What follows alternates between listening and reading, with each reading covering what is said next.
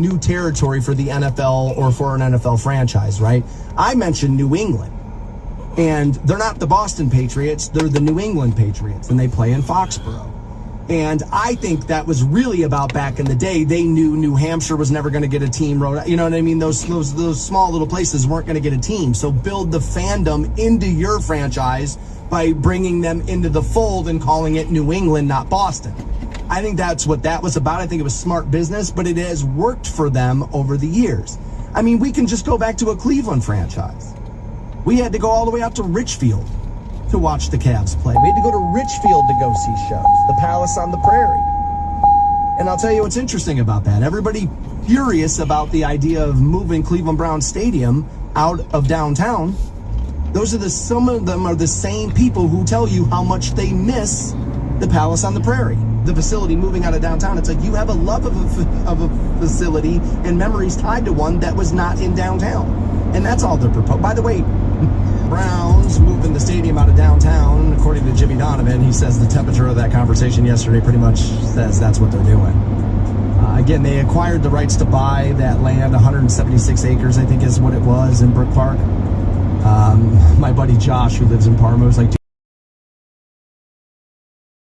tell you my house is going to go up. All right. But he brought up, he's like, are there a lot of bars close? A lot of post game stuff. He's like, is there a lot of bars, like, are you close to right where that is? But then he brought this point up because, they're not all that close to where Cleveland Browns Stadium is either. You're walking a pretty far stretch to pre and post game for Cleveland Browns games. You're not necessarily wrong. Knowing some people who own some of those bars downtown and plenty of people who have worked at them over the years, and I'm thinking about my buddy Eric, who's a manager of one of them right now. That's a huge day for them. That they're just gonna, if you take that team out of there, they're not gonna open up on Sunday. I can't imagine that would be a thing. Maybe they would for viewing, I guess. I don't think so. So it's just another day where they're not going to be able to capitalize on that. Now, nobody's going to cry for an owner and an establishment because we all think owner means loaded. It doesn't. But, you got to, I could ever be, is telling you, get ready. This is what's going to happen here. I see a lot of people raising some issues about it. This came in off the text line at 330-450-7625. It says, Stansbury, with the new stadium thing, the biggest problem for me, at least, is not where the venue is located, but how many entrances and exits they have from the venue. If you only have one exit for people to leave the stadium, it's going to suck trying to get in and out of there. Same with trying to get vehicles out. If you only have one entrance or exit, it's going to bottleneck and it's going to be a problem. Putting it where they want to put it in Brook Park, it's going to give them multiple options to have multiple paths to and from the stadium. Now, again, it's an interesting point. I was kind of making it about the IX Center earlier. I'm like, I don't know, man. Like, that always feels really congested when we go in. I mean, we went to the golf show, which, by the way, was a quarter size it used to be, maybe. And then you get on the freeway that they're not the Cleveland Browns. Not a problem then? They've watched people that they're friends with not be able to play the game ever again because of things like this. They probably know more about that than I do. And I like the idea of natural grass, but there's a way to do that. We're already doing it in dome stadiums around the NFL already. So that's a non-starting issue at all. So, like, if that's going to be the barrier, there is no barrier. There is no barrier. The bigger conversation will be for the politicians versus the fan. You know this. Everybody's going to hem and haw about tax dollars, where it goes, and what you're going to do to downtown and the economy. And I just did it too, right? I was talking about the bars and the restaurants who are absolutely going to be negatively affected if you take that team out of downtown. I think what the Browns are telling you is tough. It's not our responsibility to make sure everybody else stays employed. It's our responsibility to give our fans an excellent experience, make sure our players stay employed, and make sure we can continue to make money out of this venue. We are not responsible for everybody else. That's how they're going to look at it. It's cold-hearted, and by the time the statement comes out, it won't sound anything like what I just said. But that's what it's going to mean, and we all know that. So I think that's where the bigger conversation is. I don't really understand fans. I mean, dude, we're talking about a 15-minute drive here. Like, it's not, I mean, not even that. And so I think 7:47. Public transportation may be easier in Brook Park too as well. That may be an easier thing. As a guy who used to take the Rapid downtown to go to games, It's like, yeah, you got to get off here. It's kind of sketch. And then you got to walk all the way through that neighborhood that ain't real great. And then it's like that. And then, so like some of that Almost could be happening too.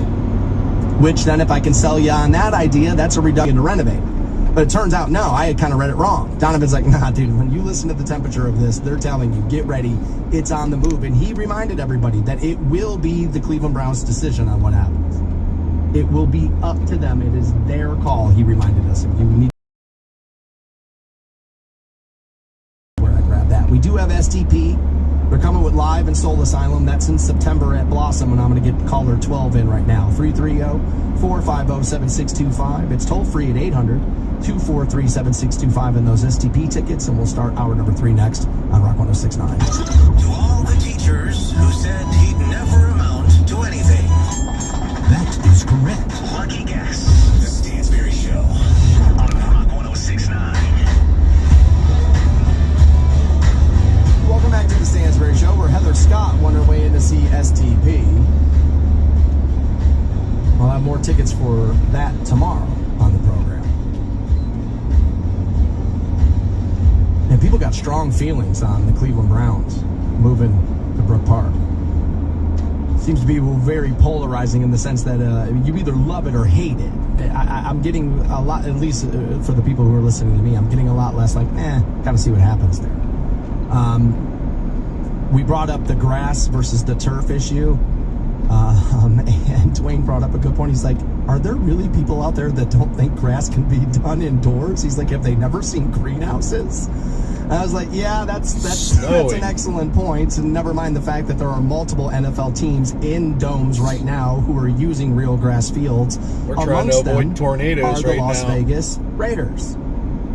And so, of course, the easy pushback by people who don't know anything is like, well, Vegas has more money than Cleveland. Yeah, except for the team is who pays, not the city.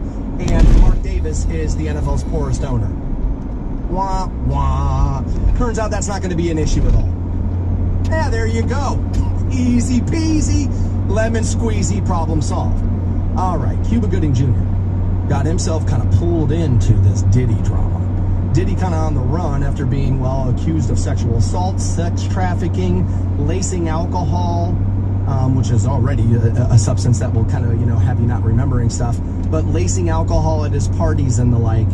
So many hip-hop artists over the years are like, yo, man, I kind of leave Diddy's place early because some stuff goes down late and you don't want to be at that. And they never told you what it was, but now we kind of feel like we've been hearing that. I said yesterday, and this is true, there have been stories about his white couch at one of his houses that are like infamous of stuff that people have seen gone down on that couch. Now, welcome. I mean, we talk about casting couches. We talk about a lot of that stuff. I guess it could have just been conversations like that. Okay, fair enough.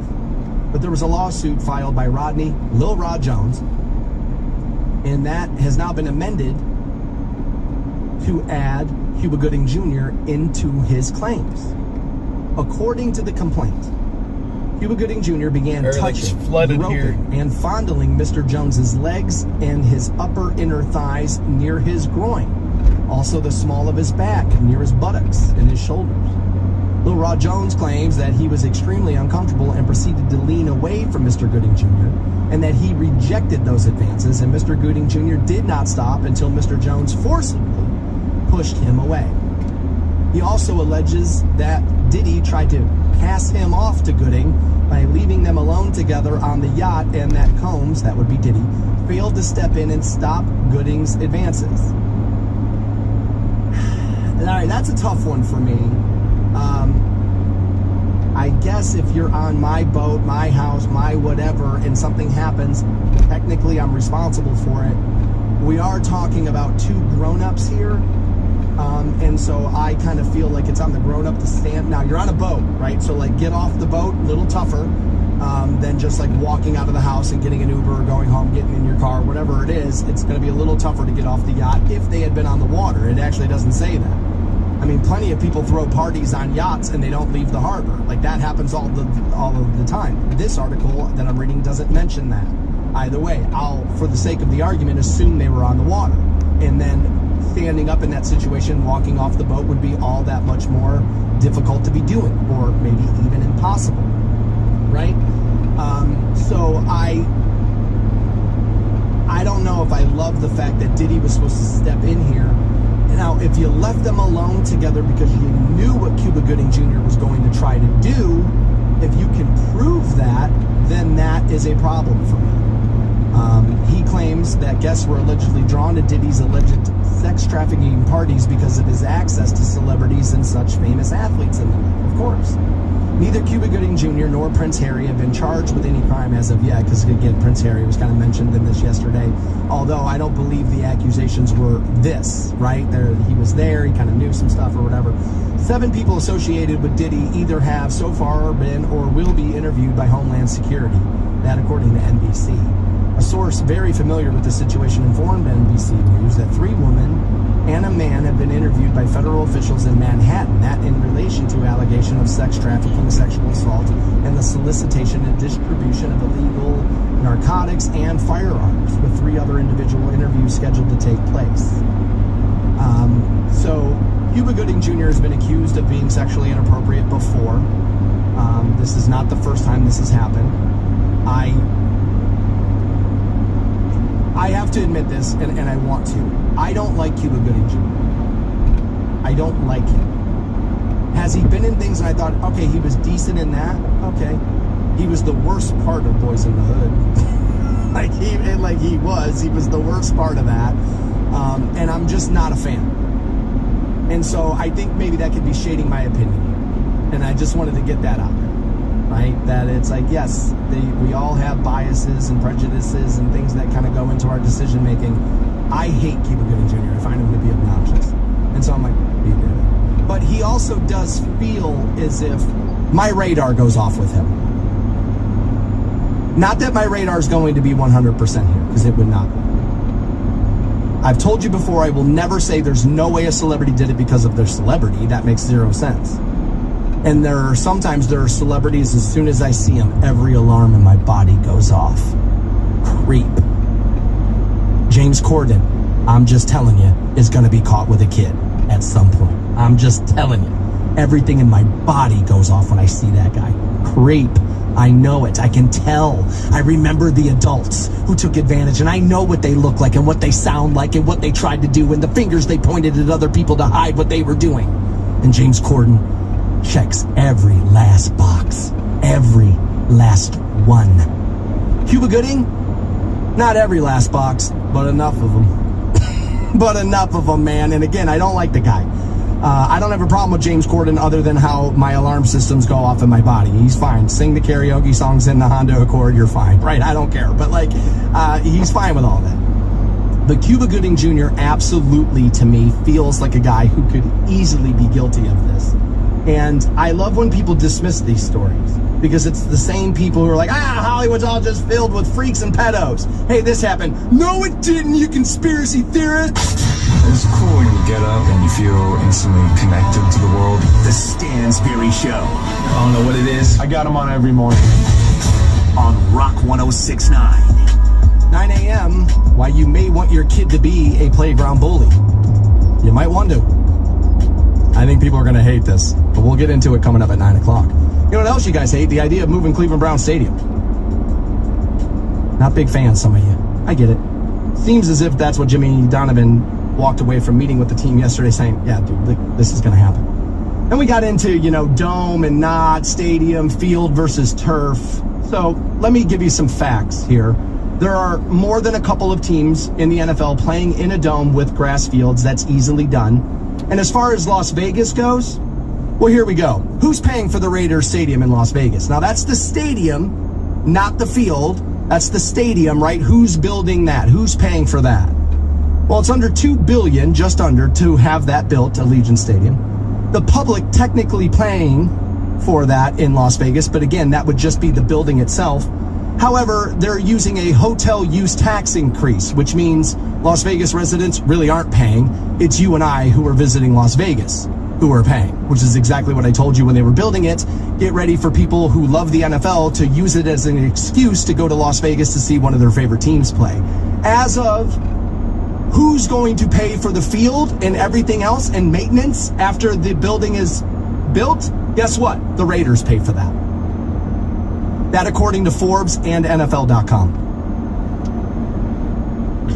So you're not going to have to pay for the sprinkler, right? Like, the team pays for the maintenance crews. That's one of the reasons why tickets are so expensive, is because you're paying for the parking lot guy, you're paying for the nacho guy, you're paying for the maintenance crews, you're paying for security. It's not just the $85 million wide receiver. It's a big part of it. It's a big part of it, but it's not the only thing. You're paying for all of that. But that problem, the turf or grass, is a non-issue. Now, will it be an issue depending on what the ownership wants to do? Yes, but whether or not you can have grass field in a dome in Brook Park is a non-starter. It's a non-issue, as they're already paying maintenance crews. Do you think teams that have turf don't have maintenance crews that occasionally have to do something with that field? I mean, guys, come on. I mean, come on. If you can count to 11, none of this is hard. It really isn't. It really isn't. Again, out-of-towners are paying for the Las Vegas Stadium through a hotel use tax. You think most people who live in the city of Las Vegas are sleeping in hotel rooms in that town? My brother's lived there 30 years. He probably hasn't slept in a hotel room in Vegas in 30 years. You know why? Because he's got a big-ass house in Summerlin. So it's like, well, dude, if you can live in Summerlin, why would you want to be in Vegas? And second, you can just drive home. They're not using the hotels. You and I are. And by the way, that was about building the stadium, not maintaining the field. According to NFL.com and Forbes, the Raiders are paying for the field maintenance. And I don't think that's going to be the bulk of the problem, having a grass field in the stadium. That's not what's holding people back. The paying of the maintenance crew. Oh my God. I mean, like, seriously, dude. Hey, so-and-so is the official landscaper of the Cleveland Browns. It's as simple as that. We'll barter it. We'll trade it out. You're the official this. We're still going to pay you, but we're also going to throw your name out here. Stadium signage, there'll be some of this. In the industry, I know this because we do this with our clients too. We call it added value is what it's called. Added value. Yes, the spots cost this, but with that, you also get this, this, and this, which we view as added value. That's what's happening here. It's not a problem. This is a non-issue. They can water the field. They'll be fine. Like, dude, talk about creating a straw man. I mean, seriously, talk about creating a straw man argument. Insane. This many minutes had to be dedicated to that idiocy. So the NFL is also doing this. They're looking to dominate more of your viewing. They want more of your holiday eyeballs. The NFL announced not 1, 2 Christmas Day games. Now, NFL fans just went, hell yeah. But NBA fans, not so much. I told you 10 years ago, your league is the one that's in trouble, and people wanted to laugh at me because the social media impressions for the NBA versus the NFL were that much higher. And I said, yeah, that's the issue. Look at the ratings of the games. People are watching the NFL games. People are looking at the Kevin Durant dunks tomorrow morning on social media. You know, much like the late night shows don't really have audiences, the best bits, carpool karaoke, Jimmy Fallon's games, they're all online the next day. Nobody got time to watch all that at night. Let's just watch them the next day. The NFL smells blood in the water here. Also, I've told you this, they're tired of the NBA being seen as the more global league, which is why you're getting a Brazil game this year. We're told the Browns could be playing in that. I think we know for sure it is the Eagles, right? And it's kind of been nod, nod, wink, wink. Shh. Here's who it's going to be. It's going to be the Cleveland Browns. I don't necessarily love more international NFL games. I do like when they play those games in London, what time of the day they're on. They're on very early in the morning, and I like that. I'm into that as a person who, you know, early riser. I'm all about that. But I like keeping the sport kind of regionally here. I'm kind of about that. I think, honestly, it being as global as it is part of the reason why the NBA viewership is watered down. I could be wrong on that. That purely is speculation. But I've said for a while now, the NFL is smelling blood in the water here, and they're done giving up Christmas Day to the NBA just cuz. Now, it's on Wednesday this year, so they're going to play not 1 but 2 games the NFL is going to give you. And this argument, by the way, the NBA and the NFL on Christmas Day, this happening, by the way, every year proves that everybody, you and I both, are absolute liars on something. So let's talk about that next. You know what that conniving trickery is called? The Stansberry Show on Rock 106.9. Tomorrow on the program, another crack at those STP tickets. Get those passed out. We have them all week for you. Monica, listening this morning, texted in 330-450-7625. Stansberry, I'm a diehard sports fan. I love the fact that you're talking about this. She goes, but let's be honest. You're talking about the field and building of the stadium and all of this. She goes, Las Vegas is a bigger market than Cleveland. Oh, is that right? Well, let's look at that, shall we? Cleveland, Akron, DMA. So what is a DMA? Well, that's a designated market area. Those are regions and geographic areas in the U.S. which local television viewing is measured by Nielsen. And would you look at that? Las Vegas, number 40. Cleveland, 19. So the market size thing, yeah, that's really not going to be it either. It's going to be fine. Well, why should I believe you? You thought Nick Chubb was going to have to get traded. You're right. I was wrong about an opinion while everybody else is wrong about facts. That's totally the same thing. And I have already said multiple times that I got that wrong and how it happened. One thing I forgot, and this is me being bad at my job for how many times I dug my heels in. I forgot that the salary cap was being raised this year. I had forgotten about that. Beyond that, I'll be honest. I didn't think the Browns GM, Andrew Berry, even though I like him, was going to be able to get everybody to rework those deals as well as he did. But he did. And I said all along, I'll be happy to be wrong about this. But the salary cap going up and Andrew having a little bit better understanding of how those contracts work than some other GMs around the league, he's able to do that. I'll also say the draft hasn't happened yet, and the team hasn't reported for next year's activities yet. So we still got time, y'all. So we'll see. But I think the salary cap being raised there is part of how that happened, and that was just me doing a bad job of not remembering that while having those conversations with you. I'd rather be wrong about an opinion over something I can Google and prove to you is not true. There you go. I don't plan on getting all the speculation right all of the time. Time to prove you and I are liars. All of us. Every year at Thanksgiving, I hear how terrible Walmart is because they may want to be open for Thanksgiving. Oh, how terrible. Corporate greed, CEOs, let these people be at home with their families. Hey guys, we got NBA games and 2 NFL games Christmas Day. Love it, can't wait. Oh, Stansberry, quit it. I'm not pulling out the little violin for the $45 million athlete. No, fine. Screw Amari Cooper. Fine, screw him. Screw him and his family, screw their holiday, screw this. That's what you get for what? What is it? What is it now? Is it the money? Is it that thing that doesn't matter, but they have a lot of it, so do whatever the hell it is you're told? That thing, hey man, we gave you a lot of this thing that doesn't matter, but because we gave it to you, you better get out there and dance just how we want. Well, would you look at that? Would you look at the thing that doesn't matter, showing up and mattering a whole lot? But it isn't about the athlete. It's about the nacho guy. It's about the team store guy. It's about the concession guy. It's the parking guy. They can be women too. All right. You're right. It's about them. They don't get to be home on Christmas Day now because these games need to be played. So we can avoid the people we lie about loving the most in our lives. Shut up, Grandma. I'm watching the Jets. Right? Like what are we talking about here? If you're Walmart, if you're Target, if you're any of this stuff, you're sitting there thinking, I'm beside myself here. These leagues, these teams get $50 million to put the games on TV before a ticket is sold to guarantee nobody loses money.